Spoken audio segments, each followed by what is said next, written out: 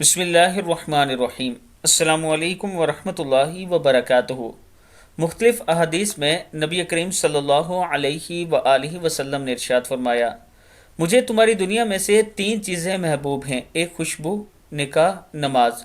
جو بندہ موت کے وقت تین چیزوں سے بری ہوگا وہ جنت میں داخل ہوگا، تکبیر، قرض، خیانت۔ تین چیزیں اگر دی جائیں تو منع نہ کرو، خوشبو، تکیہ، دودھ۔ تین لوگ جنت میں داخل ہوں گے، والدین تین لوگ جنت میں داخل نہ ہوں گے، والدین کا نافرمان، شراب کا عادی، چغل خور۔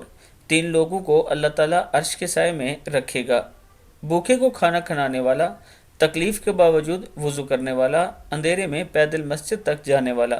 رسول اللہ صلی اللہ علیہ وآلہ وسلم نے ارشاد فرمایا، اللہ تعالیٰ اس شخص کو تر و تازہ رکھے جس نے میری کوئی حدیث سنی اور اسے دوسروں تک پہنچا دیا۔ کتاب کا حوالہ یہ نیچے موجود ہے، آپ دیکھ سکتے ہیں۔ السلام علیکم ورحمۃ اللہ وبرکاتہ۔